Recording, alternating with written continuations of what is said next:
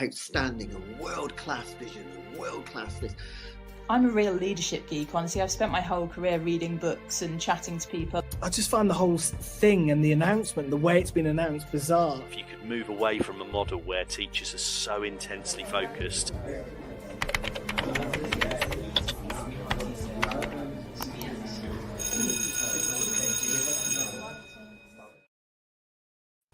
Good morning, everybody, and welcome to the Weekly Review.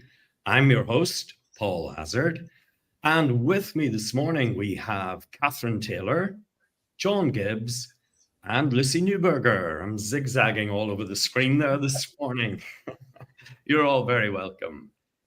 It's been a busy week on the education front, and we learned that it's easier to get two wayward squirrels off a Gatwick Express than it is to get your Year 11s back in after a lovely sunshiny morning at break time. We also know that if you're like me and you have one of these phones, I'll not show you my shoes, and you have a haircut like me, it's going to be pretty soon that you're going to be put out of school. Now, when that happened in my school, we used to send pupils home until their hair grew back. I wonder, does the panel think my hair would grow back before Halloween? Yes. Just on a technical note, the panel were supposed to be on mute when I said that. And in late breaking news, Kerry Katona has been unanimously elected as president of the Geography Teachers Society. So congratulations to Kerry. We will, however, be right back with some serious stories after these messages from our sponsors. This show is brought to you in partnership with John Catt Educational, publishers of professional development books and resources that support great teaching and learning in schools around the world. John Catt have an exceptional collection of book titles that cover a range of educational topics, ideas and research. The books are aimed at forward-thinking schools and support best practice teaching for both primary and secondary education.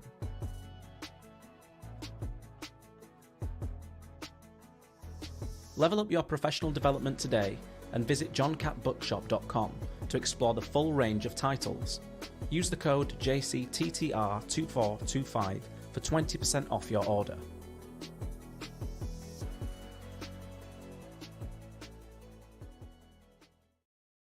How can you show your students the opportunities that await them?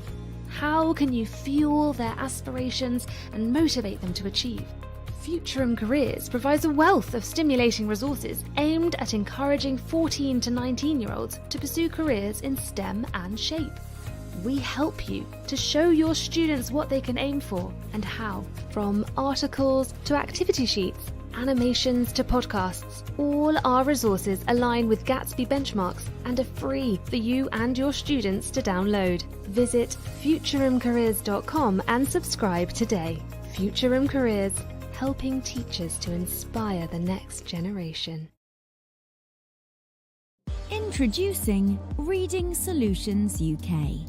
Home to Dreambox Reading Plus, the online reading development programme, improving outcomes for students and schools nationwide. Create stronger readers in your school from Key Stage 2 to beyond GCSE, using Reading Plus's evidence-based adaptive technology. Reading Plus accurately assesses your students' skills gaps and places them on a personalised learning pathway, built to accelerate their strengths and improve on their areas for development. You can try the program with a free 4-week pilot today. Search Reading Solutions UK to find their website and request your free pilot today.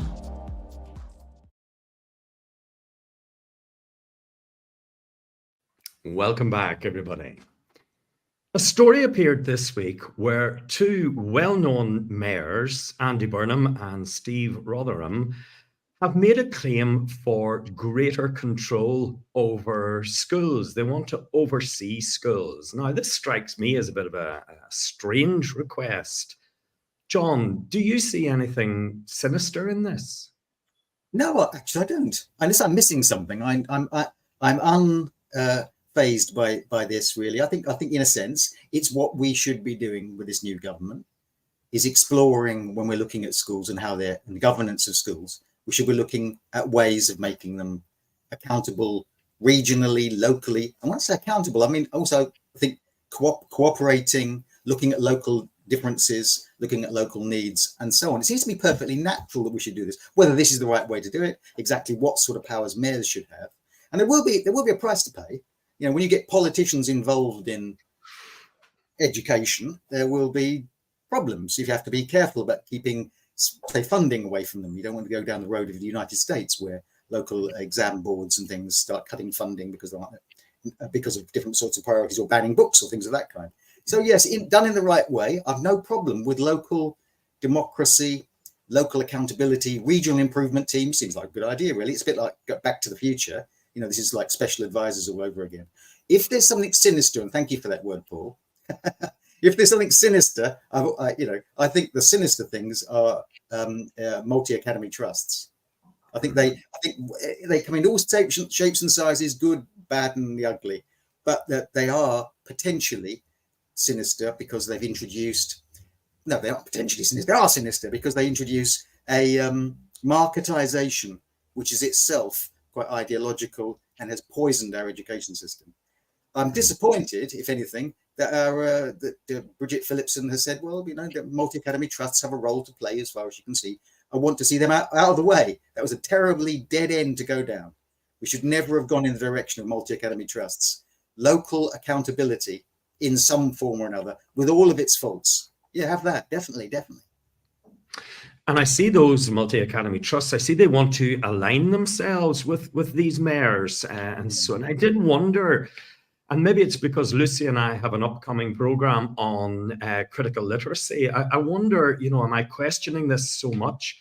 Because I, you know, maybe there is something in it. Are they trying to move away from DFE scrutiny into more local scrutiny? I don't know. Catherine, I had a bit of a thought that this might be something of a Brexit for local schools. Is that what it's going to be? I think that's an emotive term to throw in, and I think it gets the debate going. I don't know that I've got a particular problem with local areas having sort of some kind of input into the local education for the local people. Context is king, and I think that's really, really important. I also don't know that it's anything, you know, it's a layer within a system. I don't think it replaces. It's not. I don't see why it would be an either or. It's you also get on trustee and governing bodies all kinds of people with all kinds of interests. So I don't know that it's adding. It's another voice within the conversation, and certainly you could have a board of trustees with, you know, very few people with their background in education on it. I don't know that that's different. It's a different way, but it's not anything so unusual. Like suddenly there's people making decisions about education who aren't educationalists. So yeah, I think probably there are conversations to be had, and like all of these things, I think there's all kinds of benefits that might be wrought from it. There are all kinds of dangers that might come from it if it starts to, you know, the idea that they could ban a book in a district, that's not great. That's very unpleasant. Those are exactly the kind of books people should read. But yeah, I don't know that Brexitizing it is pour some fuel on your fire. Well, I'm not winning many people over this morning. Yeah, we have a very complex system in Northern Ireland where the local councils do look after some of the sectors of school, or they at least have a significant say. Catherine, you hinted at something there. I mean, local councils are made up of all sorts of people from all kinds of backgrounds. They're elected. You know, you get the butcher, the baker, the candlestick maker. And much as I love all of their work, in fact, I'm going to be having bacon, eggs, and some bread shortly after this show, and I may even light a candle. I may light a candle, is right. And I do, I have, time for these people who want to give of their time and give freely with goodwill and so on and so forth. But Lucy, as Catherine's already hinted, does that not put us in a position where people who are not educationalists could be taking decisions about schools that are very long and far-reaching? And is that a good thing? Yes and no. I mean, I think if you're going to come down to local level, the good thing about that is that people in local communities, I think, as Catherine said, understand that community. And I know I've talked a lot about how important it is to have cohesion within different communities, and different schools in different contexts need different things. So people at local level are going to understand that more readily than, the DFE, the higher ups.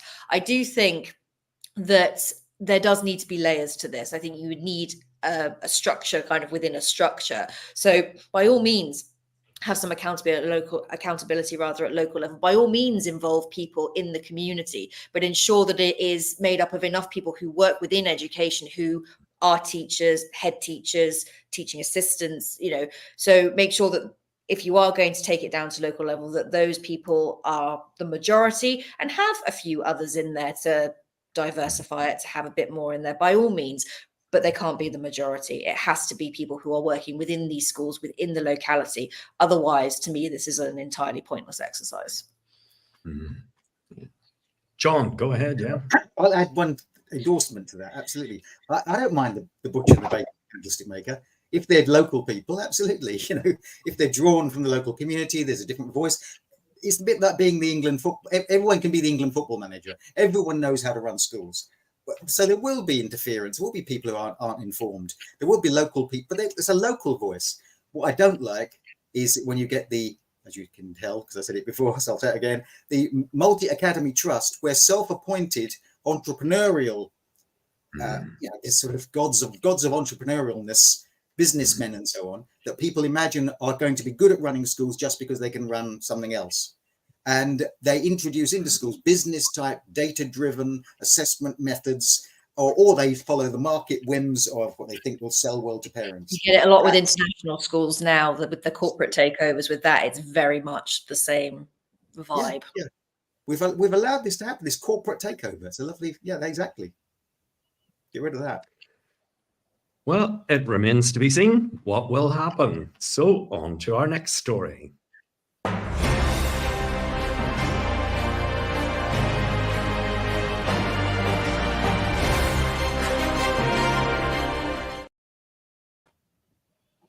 Now, our panelists are all passionate about this story. A headline appeared during the week: "No GCSE student should have to read of Mice and Men again." Oh dear. Now, it's probably fair to say there is general agreement that the list of prescribed texts, it is something like cold, greasy dishwater at the minute. It's not something you want to really run towards. Students are not inspired, and their teachers are jaded, and they're teaching the same books, often to multiple groups per year over many years. And in fact, many teachers in their own school days probably read of Mice and Men and answered GCSE questions on it. Lucy, you did. Lucy, what can be done to enliven texts for students and, for teachers teaching, and maybe, to make sure that children succeed at GCSE, but that also they become committed readers? What can we do? I think this begins in primary, to be honest. And as a primary teacher, the number of parents, and I'm sure there'll be primary teachers nodding along, and I'm sure Leanne's nodding along in the background as a primary teacher, the battle of kind of getting children to read in the first place without killing that enjoyment for them. They have to be inspired to do it. There has to be variety. There has to be, you can, yes, graphic novels can feed into the mix. Yes, comic books. Yes, all these things can feed in, biographies. And I think instilling that from a young age and showing children what's out there. We do have to lead the way here, particularly with all the modern distractions that we have, with children being told, you know, that there's far more fun things to do over here, with audiobooks and things like that. Audiobooks count as reading. It does. Okay, you haven't got you can have the audiobook and follow along, but I think it's understanding from a young age that all these things are available, that there is variety, and that needs to be carried through the curriculum as a whole. So whether you're looking at geography and books and literature linked to geography, history, whatever it is, start them young and then carry that through. And then hopefully, and again, in my whimsical little world where all these things work out, that will carry through. And then there does need to be an overhaul of these exams and these texts. And there's so much fantastic modern young adult literature out there that I think could be used, not examined on, but looked at, explored without the pressure of those exams. And I know we kind of talked about this before we came on air. And it's just, I think using these books are fantastic in their own right, but they don't speak to children in the modern age. They don't even speak to me, and I'm that little bit older now. So how on earth am I going to get a 16-year-old to feel joy about Of Mice and Men? I'm not, because it doesn't, there's very little that I can kind of connect to them through that particular book. And again, I think this is contextual, and I think this is linked to communities, and I don't think it needs to be sort of so kind of as rigid as it is. Times have definitely changed, and children and their interests and their needs have changed as well. John, they make the point that there's an absence of writers of colour. Is there a case to be made, you know, for positive action and positive discrimination here, and the inclusion of writers of colour? You know, so the children are inspired, they see their culture reflected in what they read. Of course, yeah, absolutely. There is a case to be made, and I know the reaction that'll get. The reaction is, oh, you must have the best that can be thought and said, the canon of English literature, you know, the finest, and so on. And you can't start making judgments about of that kind that positively discriminate in favour of less good books. But the aim, as we talked about before we came on air, as it were, or out on the internet, is that get kids reading, as Lucy says, get them enjoying books. And it can be, if you like, the lyrics of Taylor Swift, if you want. They're quite literary, really are. And or you can read graphic novels, or you can read a broad variety of things which will interest kids.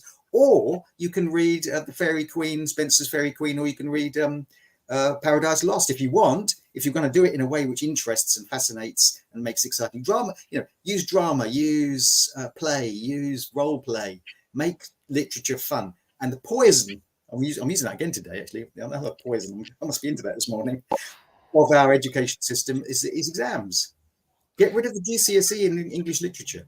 In the end, so many students are forced to learn in very mechanistic kind of way how to do the exam bait. Say the thing which is going to do. That's why Mice and Men is chosen, because Mice and Men's easy to teach. It's a sort of morality parable. You can use it in a sort of secular age to make moral points about racism or something, or disability. Yeah. But the problem is it's there because teachers will be familiar with it. They've got the resources. Books are in the stock room, and it's easy to teach to score in exams. Get rid of the exams. That's the problem. Yeah. Not A level necessarily, but even that there are problems. Catherine, John has, really preempted where I kind of wanted to go with this, and so has Lucy to an extent as well. When you walk into a bookshop and you look at what sells and you look at what people are buying, it isn't always like heavy literature or traditionally literature. Lucy talked about graphic novels. There is a resurgence, in thriller writers. And, I'll be honest, they're not really pulp fiction anymore. They're well crafted, there's social commentary, there's a character arc, the characters change and so on. Is there a case for, those popular and well-read novels, like thrillers and so on, for children to read those in schools and then maybe move on, as John suggests, A level to more traditional and maybe more heavy literature? I think there's definitely a good case to make for children reading books which are exciting and contemporary, and there's a place for everything, isn't there? I mean, I had an experience in the summer holidays. We went on holiday and forgot my little boy's book. We had to go to a supermarket and get another book, and the book we got was by a certain well-known children's author, and we haven't finished it. So there's good and there's stuff which is not to our taste, and you can't always, I think you need variety. But then again, we read all kinds of Terry Pratchett and stuff to our son, so maybe it's us that's the problem. So yeah, I think there's all kinds of things, but I do want to make a point about workload and cost, actually, because it is not nothing. I changed exam boards recently in my subject, and it's not English literature, but it meant we had to buy new books. And part of my decision making was, how much will it cost to buy a new set of textbooks? And there is a cost. And also, if I teach a different exam board or teach a different book, then I have to do a whole bunch of work that I wouldn't have had to do. There you go. I clearly do need to study English because I can't speak. But there's a workload consideration, there's a cost consideration, and they shouldn't be the top considerations, because we should be well funded and not time poor. But the matter of fact is that we are not well funded and we are time poor, and so those things play into it. So it's complicated. Everything's complicated. Well, there are obstacles and barriers, but we're all in agreement that the prescribed lists should change. Quality literature, oh gosh, I can't read either. Quality literature has no colour, but Shakespeare will be virtually unknown in 50 years if he isn't taught in schools. And I suspect, and I'm going to speak on behalf of all the panelists because we're running tight on time, I suspect we're not saying that Shakespeare shouldn't be taught, but the point at which Shakespeare should be taught, and the point at which the full text of Shakespeare should be taught, that should maybe be looked at and maybe kind of tweaked a bit. And that magnificent work of Shakespeare can sit alongside the novels of Terry Pratchett and others, and that can lead to a lot of commitment to reading. John will have to be very quick. I think showing a lamentable lack of faith in Shakespeare. He can stand up for himself. Doesn't have to be forced into students' minds at school. Yeah. On to our third story for today.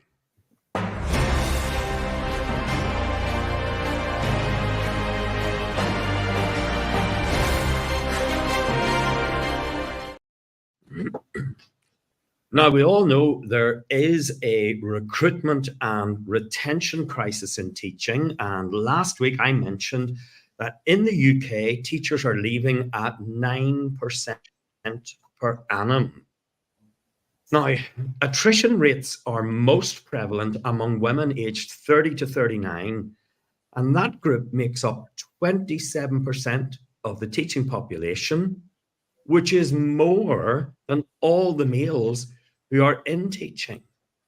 That's a shocking statistic. Now, women aged 30 to 39, quite often, they're middle and senior management, and they're leaving at a much faster rate. That's around about 12% of those very experienced teachers just leaving. 20,000 women aged 30 to 39 have left the profession in the last 2 years. A couple of other statistics before we move on to our panelists. 40% of new teachers in the UK are no longer teaching after 5 years. And just by way of comparison, attrition rates in Finland are 1%, France 4%, and Germany is 5%. Now, this week in the news, we had a raft of incentives announced to try and stop the hemorrhaging of teachers and entice graduates into the job. So we had the reimbursement of student loans. We have working from home. We have a specific focus on trying to retain women who are 30 to 39. And we have the wider program of the right to disconnect, which also exists in Ireland and in France at the minute. And I think a favourite among our panelists is the ability to have a morning lie-in. So there we go.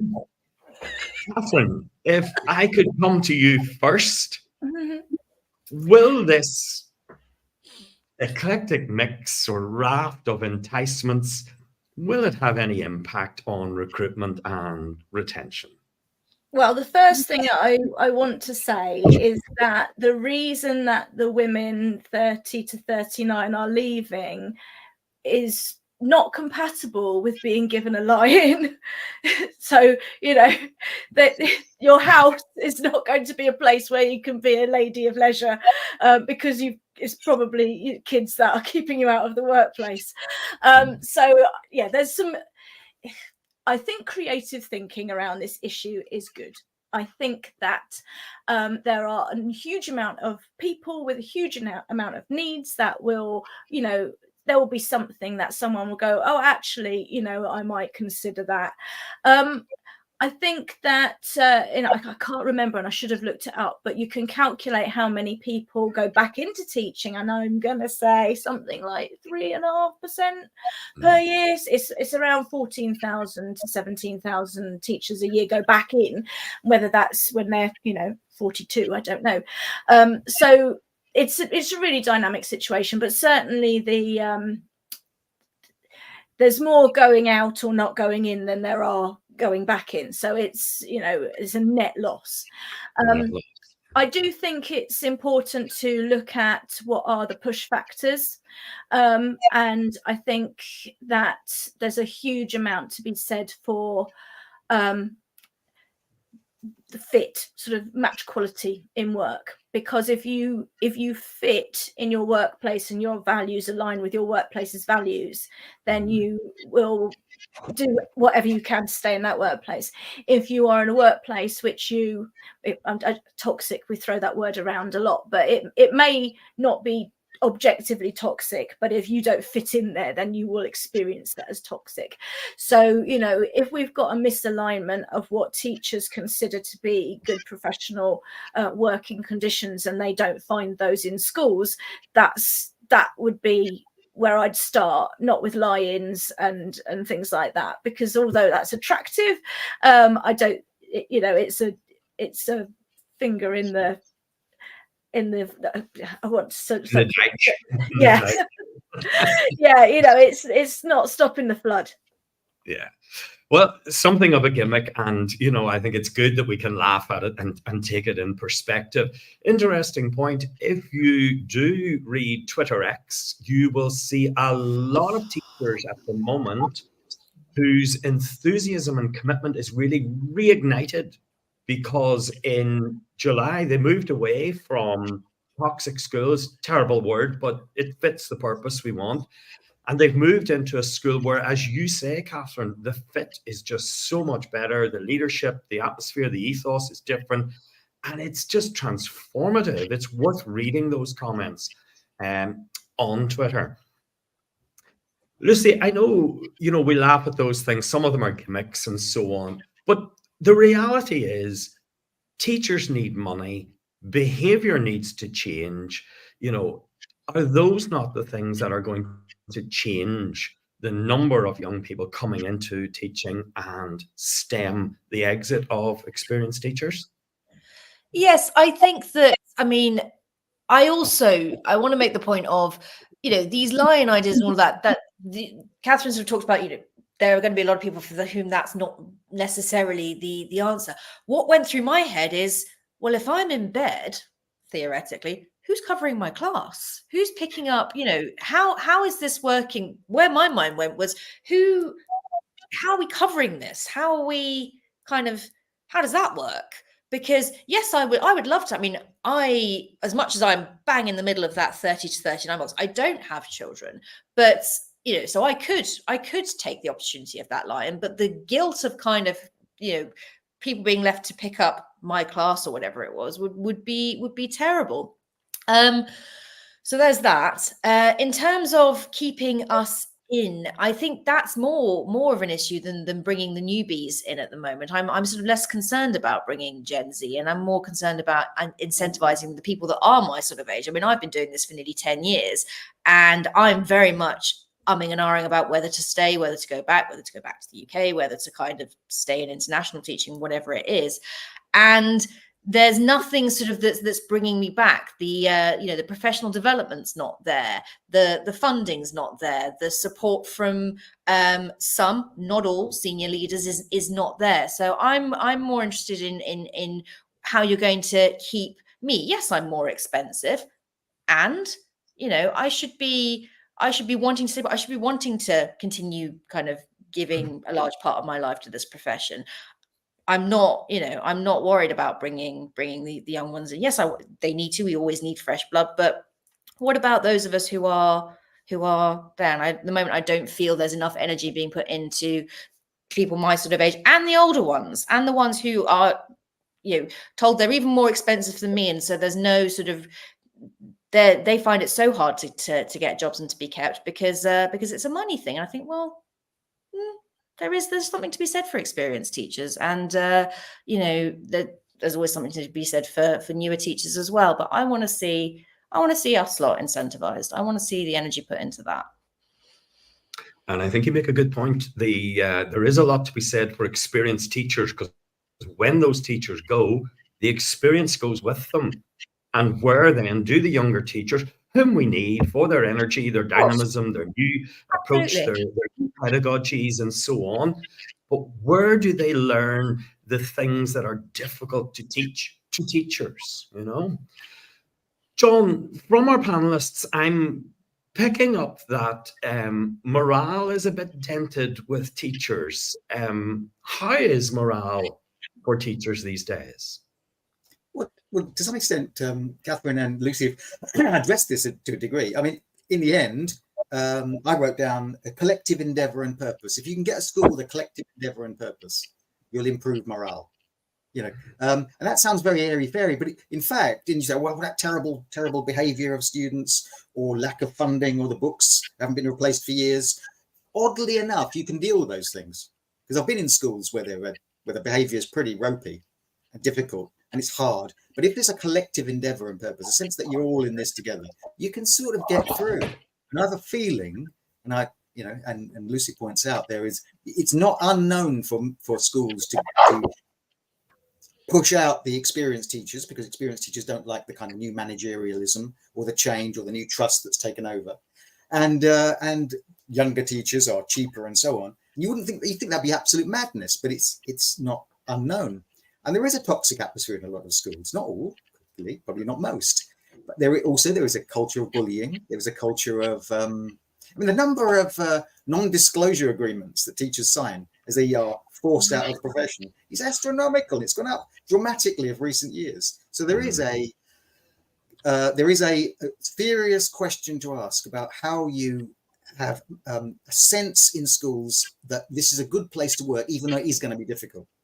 Yeah, money, by all means. Lie-ins, brilliant. Oh, by the way, I just had one thought. I used to walk to school for a number of years, and I'd get up in the morning at 6 o'clock or 7 o'clock, and I'd head out the house, and it was a mile or two to walk to school. I'd walk past a primary school, and the teachers were always already in. I always thought of myself as very virtuous because I was heading off early to get there before the kids came into school. But the primary teachers were always in, putting things and getting this classroom set up. You're not going to lie in if you're a primary teacher, I'd have thought. Yeah, very true. Very true. Yes. Yeah. Absolutely. Teachers have huge resilience. They will put up with an awful lot. And what they do, they need valued. The skills of experienced teachers are priceless. Well said, Lucy. One of our listeners. Anyway, on to our shows of the week.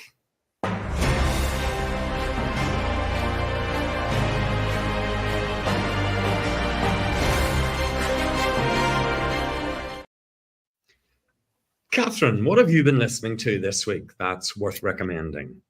I listened to Lucy and Hannah's show on neuro-affirming practices in the classroom. I really, really enjoyed it. I am the mother of a child who is definitely someone in need of those, and he's now in a lovely school. We couldn't ask for anything more. But what I found really interesting about the show was almost the pedagogy of teachers understanding the need and actually helping the children and the students to pick the right fidget toy, to use it in the right way.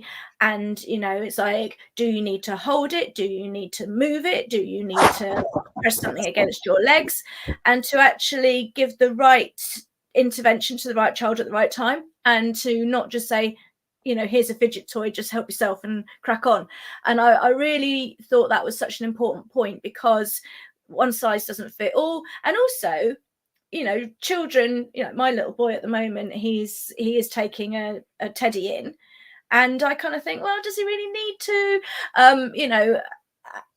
It's about getting the right intervention for the right child at the right time. And I think as educators, we really need to just be better informed about what are the needs and what are the best strategies for those particular needs. Great. Yeah, super show. I listened to it too. Fantastic. Lucy, what about you? What have you been listening to? Mr. John Gibbs, it was your show this week on restorative practices in schools, and it was Dr. Nicola Preston is her name. Yeah, she's had a very eclectic career, having been a police officer and then going into some training and then becoming a teacher a little bit later on. So she's had quite the journey. So her understanding of restorative justice and restorative practice is, of course, enormous. And so to then be able to apply that in the classroom and teach other people how to apply it, I think is fantastic. And a really interesting listen. Of course, I know people have different feelings about restorative practices, but I think that there still is a place for it based on listening to that show. So do go and take a listen back if you get the chance. Great. Okay. And before we come to you, John, I'll tell you that I listened to Education Tonight with Adam and Brent, another TTR duo. Adam and Brent this week decided they would illustrate a point about mobile phones and that they would do it through some acting. And basically what they did, they confirmed what we already have known for some time, and that is that Steven Spielberg will not be calling boys. Anyway, it's a great show, and they explore mobile phones, which are hot in the news at the minute. In part 2, they took on Kerry Katona's comments about geography and so on, and you will have to watch to see if Brent's blood pressure does actually make it through the show. But in the inimitable style of Adam and Brent, as they do talk a lot about some very serious issues. It's a show well worth a listen or a watch, because as you know, most of our shows are also available as podcasts now.